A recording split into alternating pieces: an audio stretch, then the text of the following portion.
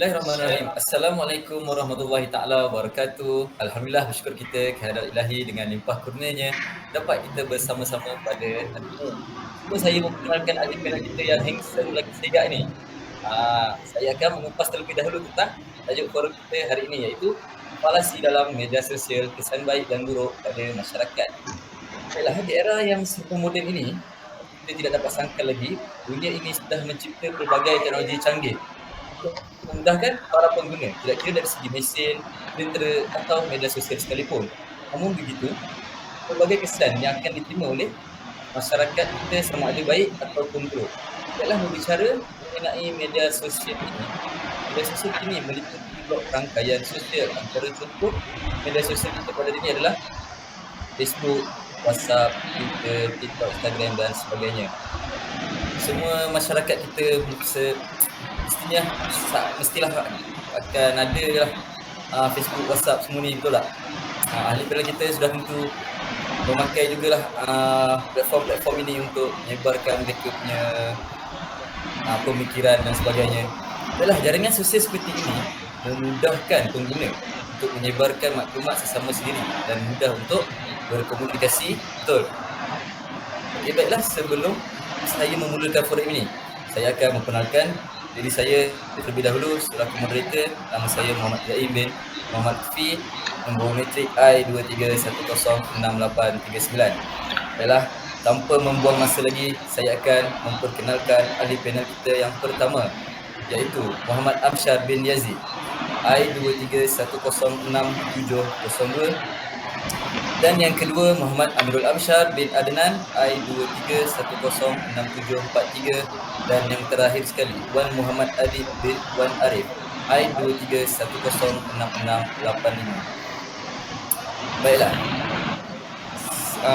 saya akan menyerahkan kepada ahli panel kita yang pertama dengan saya akan bertanyakan satu soalan.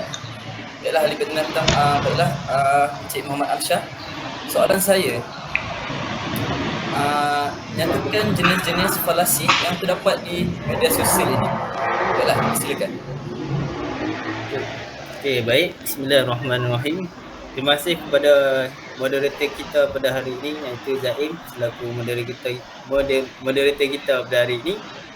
Okey, antara jenis-jenis falasi di media sosial yang saya akan kemukakan ini adalah, yang pertama adalah falasi sikap. Okey, falasi sikap ini bermaksud tindak balas kita terhadap apa yang kita terima berdasarkan nilai-nilai diri kita sendiri, di mana setiap orang mempunyai sikap yang berbeza. Sikap kita selalunya ada kaitan dengan emosi. Kalau contoh emosi kita baik, maka sikap kita akan ditunjukkan dengan baik. Kalau contoh emosi kita dalam keadaan bercelaru ataupun dalam serabut, so sikap yang ditunjukkan akan mungkin menjadi buruk. Dalam aspek media sosial, wujud golongan yang menyokong dan membantah sesuatu perkara yang timbul, tidak kira perkara tersebut benar atau salah. Hal ini bergantung dengan sikap seseorang itu. Sebagai contohnya adalah, kalau dulu Ustaz Video ni dia banyak bantu rakyat Malaysia. Rakyat Malaysia kan, dia banyak bantu dengan dia post video, dia post gambar, yang kata dia bantu rakyat Malaysia yang miskin ni dengan bantuan-bantuan dia kan, melalui gambar dan video-video dia. Lepas tu, tapi ada satu segelintir individu ni, dia mengatakan bahawa video ni nak menunjuk kebaikan dia. Dia kata video ni tak ikhlas, dia nak menunjuk. Ni adalah contohnya falasi sikap di social media ni. Okey, boleh faham ya? Okey, seterusnya adalah falasi yang kedua. Falasi yang kedua ni adalah stereotip. Falasi stereotip. Okey, falasi stereotip ni adalah suatu tanggapan yang ditetapkan terhadap sesetengah jenis orang atau benda, tetapi tidak semestinya tanggapan itu benar di dalam realiti.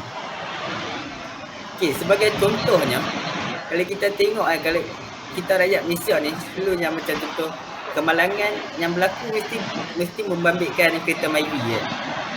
Tu bila kita Myvi je, asyik-asyik yang salah kereta Myvi, yang salah je kereta Myvi. sampai ada satu pengguna media sosial ni dia kata apa? Dia kata kereta Myvi ni memang bermasalah. Pengguna kereta Myvi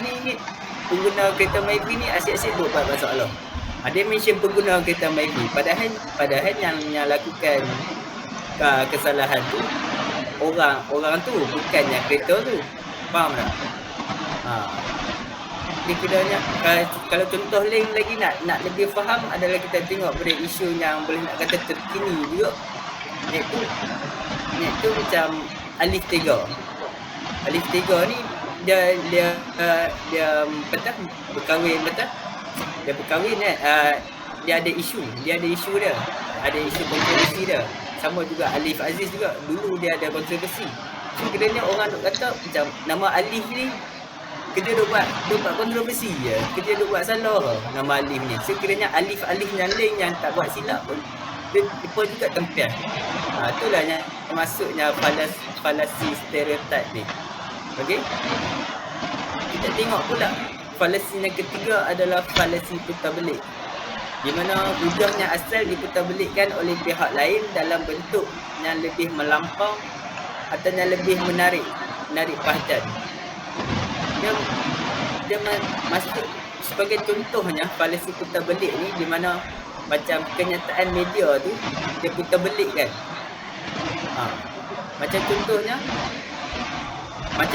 ni saya bagi contoh saya sendiri, bukan contoh fakta. Saya bagi contoh saya sendiri.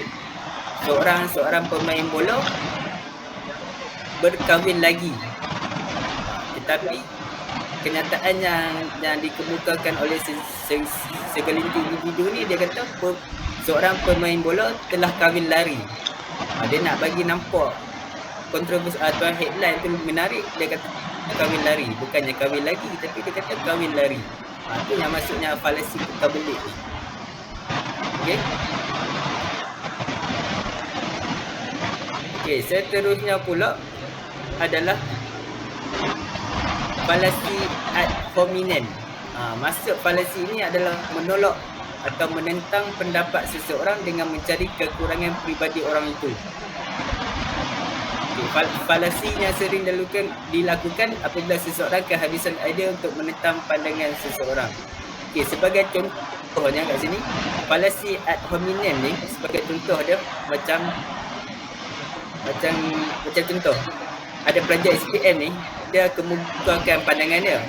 Atau kemukakanlah pandangan dia. Tapi ada segelintir individu ni, dia mengatakan jangan dengarlah cakap dia di tahap SPM je, bukannya ada pangkat doktor pun. SPM je pun. So tak boleh nak ikutlah dengar cakap dia, bukan betul pun. Nampak tu. Itulah yang dimasukkan dengan falasi ad hominem ni. Sebabkan dia ada CJ SPM je, tapi dia tak boleh nak kemukakan pandangan dia. Dia kena ada pangkat doktor baru orang nak kena percaya. Dia lebih kurang macam tu lah. Okey. Seterusnya pula kita masuk kepada falasi non sequitur. Okey, maksud falasi non sequitur ni adalah kesimpulan yang dibuat tidak mempunyai kaitan premis yang dinyatakan. Secara halus, premis yang dikemukakan seolah-olah terdapat pertalian yang nyata. Okey, contoh untuk falasi non sequitur ni adalah di mana ada segelintir individu yang mengatakan bahawa dalam kes Rogol ni ada beberapa individu yang mengeluarkan statement di mana siapa suruh pakai seksi, kan dah kena Rogol. Itulah pakai seksi lagi, kan dah kena Rogol. Pakai lagi, duk tayang lagi perut tu, kan dah kena Rogol. Itulah maksudnya falasi sequitur ni. Dia menyalahkan pakaian tu. Padahal ni perugol ni, dia merugol tu sebab hawa nafsu dia. Kalau ikutkan balik, ada je macam budak sekolah pakai baju kurung sekolah tu, dia pun kena rugol juga. Ustazah pun ada juga yang kena rugol. Padahal dia tutup elok. So bukan pakaian yang nak disalahkan, tetapi orang itu yang ada hawa nafsu yang dia tak dapat nak kawal. Okey. Itulah yang dimaksudkan dengan fallacy non sequitur ini. Okey, itu saja. Sekian daripada saya. Terima kasih. Baiklah, terima kasih kepada ahli panel kita yang pertama dari ni. Nampak semangat beliau memberi hujah beliau. Sangat ringkas, tepat dan padat. Saya harap semua hadirin dapat memahami apa yang disampaikan. Okey, baiklah. Seterusnya, saya akan menyerahkan kepada ahli panel kita yang kedua dengan soalan yang berbunyi, bolehkah Tuan berikan kesan baik media sosial ni terhadap masyarakat? Dengan segala hormatnya, dipersilakan. Baik, bismillahirrahmanirrahim. Assalamualaikum warahmatullahi wabarakatuh. Terima kasih kepada moderator kita yang segak lagi tampal, iaitu saudara Zaim. Baik, seterusnya kita akan pergi kepada kebaikan menggunakan media sosial dalam kalangan masyarakat. Baik, kebaikan menggunakan media sosial dalam kalangan masyarakat adalah mereka dapat meluaskan jaringan perhubungan. Umum mengetahui bahawa dengan media sosial, seseorang itu dapat mengeratkan silaturahim melalui media sosial walaupun dia duduk di jarak yang jauh. Contohnya, saya boleh beri seorang anak dan ibu dapat berinteraksi walaupun mereka duduk dalam keadaan yang berjauhan. Baik, yang seterusnya, manfaat lain yang mampu diperoleh oleh golongan masyarakat apabila menggunakan media sosial adalah mereka ini dapat menambah ilmu pengetahuan.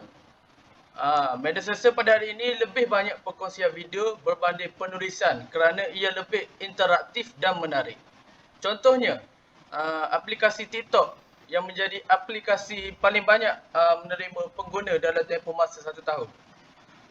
Perkongsian video ini memberikan ruang kepada remaja untuk mempelajari perkara baru. Contohnya, masyarakat dapat menambah ilmu baru tentang resepi masakan dengan menonton video Carol Ami yang sangat popular di kalangan masyarakat pada masa kini. Baik, yang terakhir, suka di sini saya ingin menyebut bahawa banyak benda yang positif tentang media sosial. Okey, antaranya yang lain, masyarakat boleh mengikuti individu seperti atlet kebangsaan yang memberikan impak positif dalam kehidupan mereka. Okey, sebagai contoh, Datuk Azizul Hasni Awang, pelumba basikal negara sering berkongsi rutin harian dan motivasi yang baik untuk pengikutnya, sekaligus dapat memberikan impak yang terbaik dalam kehidupan mereka. Tuntasnya, media sosial memberikan impak yang positif kepada masyarakat apabila mereka dapat meluaskan jaringan hubungan dengan rakan atau individu yang mempunyai pengaruh yang berguna sekaligus dapat dimanfaatkan serta diaplikasikan di dalam kehidupan seharian masyarakat. Baik, itu sahaja daripada saya. Terima kasih. Saya serahkan pada moderator. Baiklah, itu dia. Terima kasih kepada ahli panel kita yang kedua, iaitu Tuan Amirul Amsyar. Beliau juga bersemangat pada malam ini, tampil berkopiah segak memberikan penjelasan beliau. Baiklah, seterusnya saya sudah melihat ahli panel kita yang ketiga ni nampaknya tidak sabar untuk memberikan hujah beliau. Saya lihat daripada awal tadi muka beliau berkobar-kobar seperti ingin memberi hujah beliau. Baiklah, tanpa membuang masa, saya akan memberi soalan kepada beliau. Kalau ada kesan baik, semestinya ada kesan buruk. Baiklah, ahli panel kita yang ketiga, Tuan Muhammad Adi, berikan kesan buruk media sosial terhadap masyarakat ni. Dipersilakan.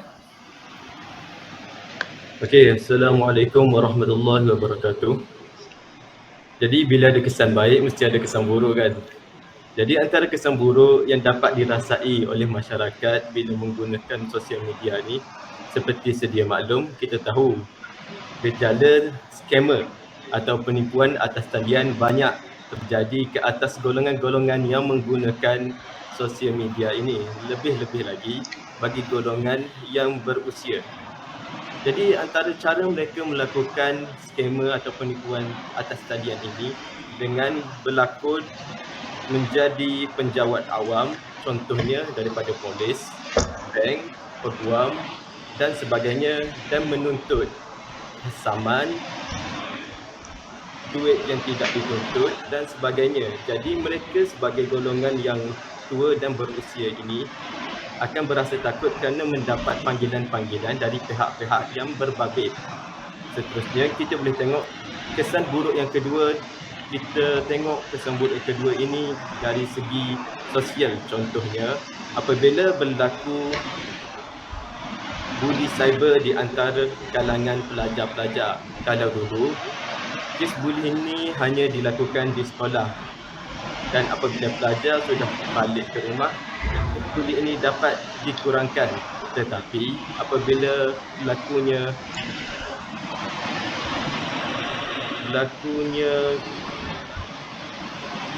kemajuan dalam sosial media, kita dapat tengok kes buli semakin meningkat, lebih-lebih lagi buli cyber. Kanak-kanak sekarang tidak selamat dari rumah maupun di sekolah.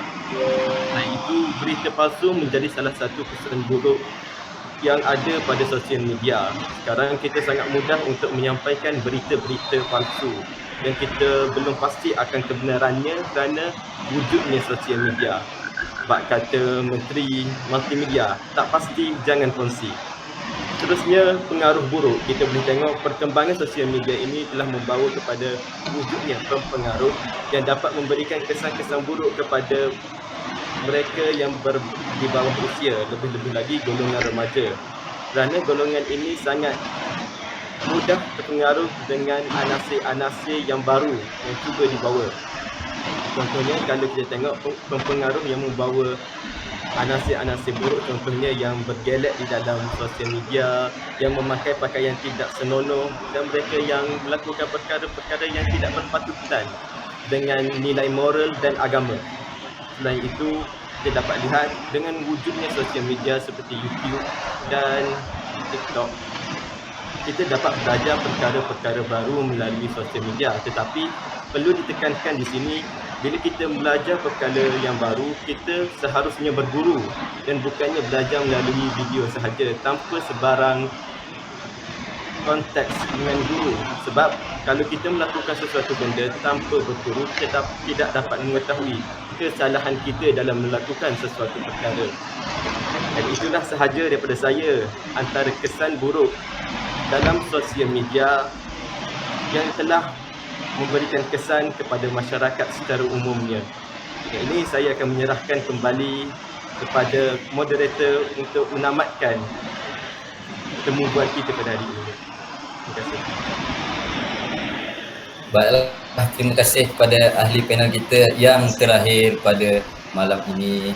Baiklah, sekian, terima kasih sahabat-sahabat ahli panel yang sungguh bersemangat dan beriltizam pada hari ini. Demikian tadi rumusan bual bicara daripada semua ahli panel kita tentang falasi dalam media sosial, kesan baik dan buruk pada masyarakat. Baiklah, kesimpulan yang saya akan buat di sini adalah masyarakat perlulah berhati-hati di zaman yang serba canggih ini kerana segala perkara hanya terletak di ujung jari. Ya, terima kasih kepada semua ahli panel yang sudah hadir untuk membicarakan isu falasi dalam media sosial ini. Semoga forum ini menjadi wadah melahirkan remaja yang cakna terhadap isu-isu media sosial. Harapan saya forum ini juga mampu memberikan informasi bermanfaat buat semua hadirin yang dihormati. Sebelum menamatkan majlis, saya ingin berbantu sedikit. Kalau berkayuh dah sampai ke pulau, kalau mendaki dah sampai ke puncak, kita telah sampai kepada hujung bicara. Entah kata salah tutur, entah maksud salah sampai. Terimalah salam, salam bersantun, salam yang minta maaf, salam yang minta ampun. Saya mewakili semua ahli panel mengucapkan setinggi-tinggi terima kasih kepada semua hadirin yang sudah hadir. Sekian, wabillahi taufiq wal hidayah. Wassalamualaikum warahmatullahi wabarakatuh. Salam sejahtera, salam satu Malaysia.